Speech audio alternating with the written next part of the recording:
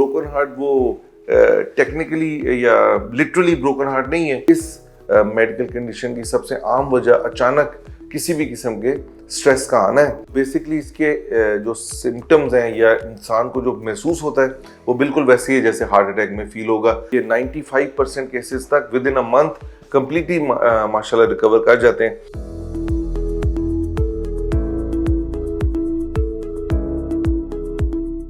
Social media पे बहुत ज़्यादा फैला हुआ है, ख़ासतौर पे इसको टोटली लिंक टूटे हुए दिल या किसी भी रोमांटिक अफेयर की ख़त्म होने के साथ ताबीर किया जाता है। इस कंडीशन को ब्रोकन हार्ट टिपिकली इसलिए कहा जाता है कि ऐसे इंसान जिनका दिल टूटता है किसी भी इमोशनल वजह से, तो ये ज़्यादातर उन्हीं लोगों में देखी गई है।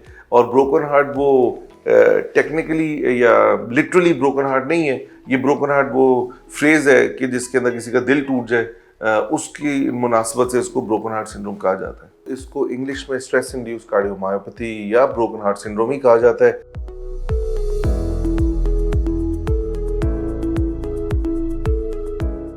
इस मेडिकल कंडीशन की सबसे आम वजह अचानक किसी भी किस्म के स्ट्रेस का आना है।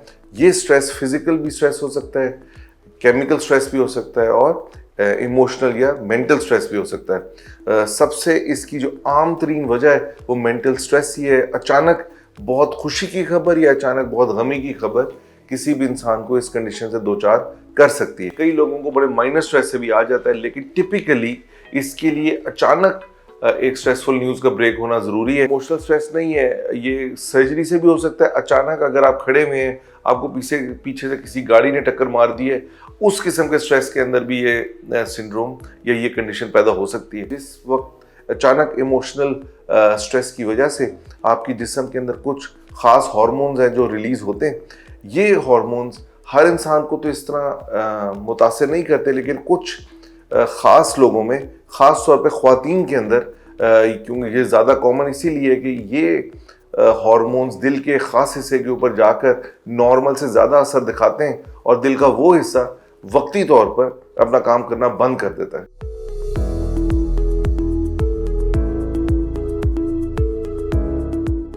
बेसिकली इसके जो सिम्टम्स हैं या इंसान को जो महसूस होता है वो बिल्कुल वैसे ही है जैसे हार्ट अटैक में फील होगा। आपको दिल बैठता हुआ, दिल पे दबाव, सांस चढ़ना, सब वो अलामत आती हैं जो कि एक हार्ट अटैक की सूरत में आती हैं। ये जो तकलीफ है ये अमूमन कुछ घंटे रहती है, उसके बाद सिम्टम्स बेहतर होने शुरू हो जाते हैं। जब भी ऐसी कोई अलामत आती हैं जिसमें आपके दिल पे दबाव महसूस हो, सीने के लेफ्ट साइड पे पेन हो या बाजू में दर्द जा रहा है, सांस आ रहा है, घट रहा है, पसीने आ रहे हैं, दिल बैठता हुआ महसूस हो रहा है, इन सब सूरतों में आपने डेफिनेटली हॉस्पिटल ही जाना है। अपनी जो क्लोजेस्ट इमरजेंसी है वहाँ जाएं।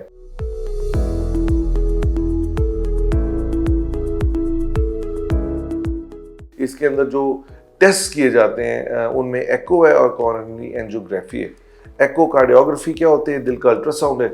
उस अल्ट्रासाउंड के अंदर जब डॉक्टर आपके एको करेंगे उसके अंदर वो आपको बताएंगे कि आपके दिल का एक हिस्सा नहीं चल रहा है। इस कंडीशन में दिल एक ख़ास शक्ल की सूरत में नज़र आ रहा होता है जो कि एक बहुत मेजर हार्ट अटैक की भी मुमासलत देती है।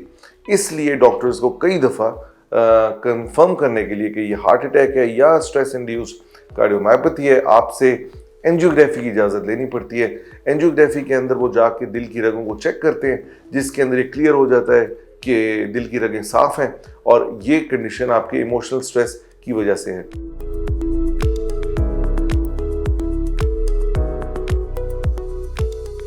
Normally with in 48 to 72 hours, 2 से 3 दिनों के अंदर ये दिल का पट्टा अपनी नॉर्मल शक्ल में आना शुरू कर देता है। दिल के पट्टे की कमज़ोरी की वजह से जो हार्ट अटैक की कॉम्प्लिकेशंस होती हैं, जिसमें वैल्व आपके लीक करने शुरू कर देते हैं, दिल का पट्टा परमानेंट डैमेज इख्तियार कर लेता है, उसका रिस्क इंतहाई कम है और normally with in a month आपका दिल बिल्कुल नॉर्मल हो सकता है। इसके लिए ज़रूरी यही है कि आप अपने डॉक्टर के साथ रुजू करें। कुछ ख़ास दवाइयाँ जिनमें top of the list beta blockers हैं जो डॉक्टर फ़ौरन आपको स्टार्ट करते हैं और उसकी मदद से ये जो रिकवरी है ये आपकी जल्दी हो जाती है। 95% केसेस तक with in a month completely माशाल्लाह रिकवर कर जाते हैं।